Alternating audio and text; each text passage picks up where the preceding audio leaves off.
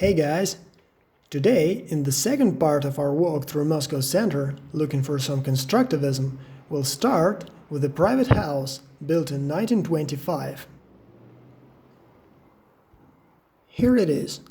It was constructed for the revolutionary and writer Sergey Mstislavsky, and you can probably tell it's from 1920s by its shape, the bay window, and an octagonal window above the balcony.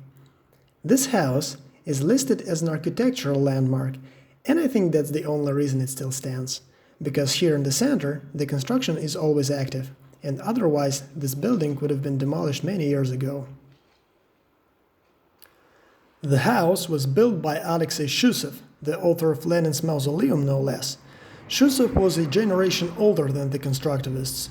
He built before the revolution and he built after it, and was quoted as saying, "Since I could broker a deal with the clergy, I surely can broker one with the Bolsheviks." He built churches, private houses, government buildings, residential buildings, working in almost any style appropriate for the time. His fellow architects jokingly defined his motto as "whatever you want," but Щусев received 4 Stalin prizes in his lifetime, and today the Moscow Museum of Architecture is named after him. So I think it was he who had the last laugh.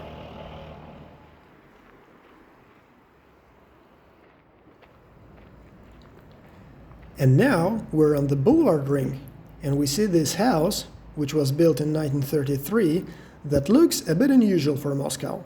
If it was made of brick, you could imagine it in Germany or in the Netherlands perhaps. It was built by an Armenian architect, David Chислиев, and the cladding is not brick but tufa, a type of limestone that is traditional building material in Armenia. Числиев was an old architect who had a long successful career even before the revolution. He worked in Georgia and held the post of the chief architect of its capital, Tbilisi. So he was a seasoned architect who knew the value of symmetry, and he designed this house with an alcove in the middle, making it almost symmetrical, and the shape and material make this building stand out.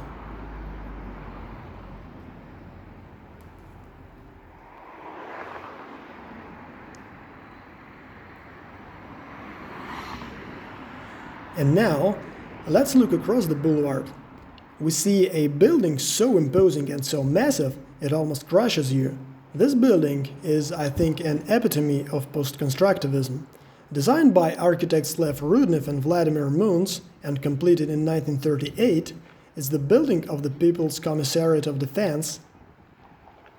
It hits all the right notes for the time, using cubic shapes for its volumes, and square, which is the projection of the cube, as the basic element for the facade decoration. And that's not an accident. Cubic and square forms are the defining feature of postconstructivism, because these are the most stable shapes, the symbols of the order itself. The building is painted yellow, but its base is dark gray, so it's firmly rooted on the ground and looks somewhat like a fortress.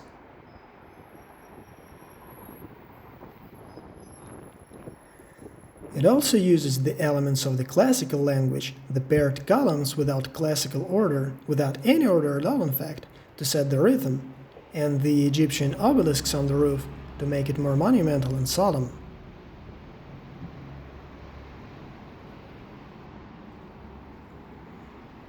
And it's not only monumental, it's narrative. See these stylized tanks in the facade. They're here to tell us the purpose of the building. It's basically a temple of the army itself, and for the architecture to be accessible to the viewer was another feature of post-constructivism dictated directly by the political forces. There was no place for the abstraction in the new style, and that is, by the way, why the white color fell out of favor at that time.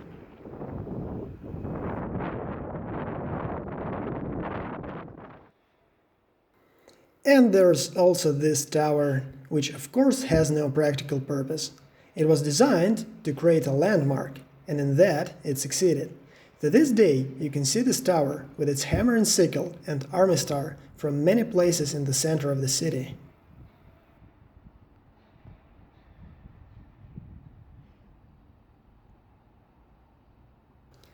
And now, let's go and see a constructivist communal house for a stark contrast.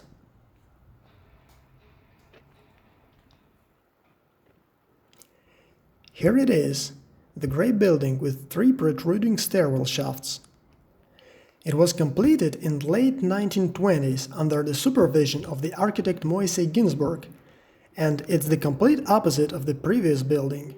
That building told us right away what it was about, but this one tells us nothing.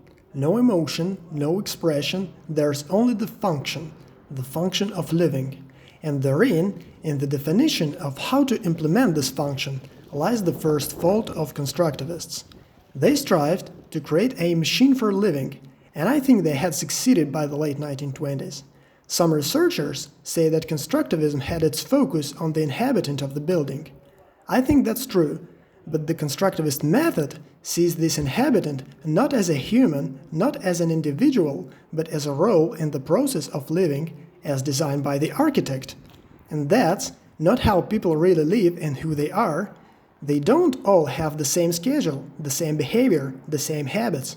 And this is why all constructivist efforts to basically dehumanize the inhabitants, to make them behave like cogs in these machines for living, had failed. Another fault of constructivism lies in its means of expression, and more precisely in lacking them.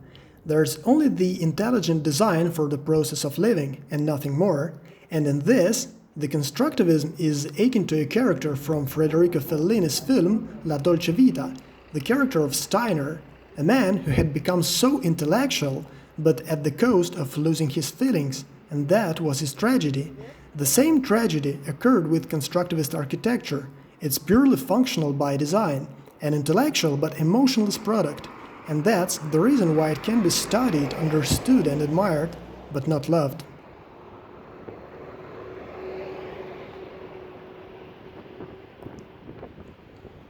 Well, enough of constructivism and its failures for today. Let's go to see one last thing, a gas station built in mid-30s in post-constructivist style. It's just one kiosk and 2 gas pumps, but look at them. The gas pumps have their central stands made as pillars with cantilevers, and the kiosk has cantilevered roof and a large panoramic window. So even though these structures are small, they look monumental. By the way, it's a working gas station, but you can't fuel there. It serves government cars only. Some say this gas station was built as a part of the Palace of the Soviets complex, but I'm not sure about this. I would have liked to show you the Palace of the Soviets, but sadly it doesn't exist. It was planned to be built on the place of the Cathedral of Christ the Savior, which we see now, but it never happened in the end. That's it for today, guys. I hope you liked this little walk, and thanks for watching.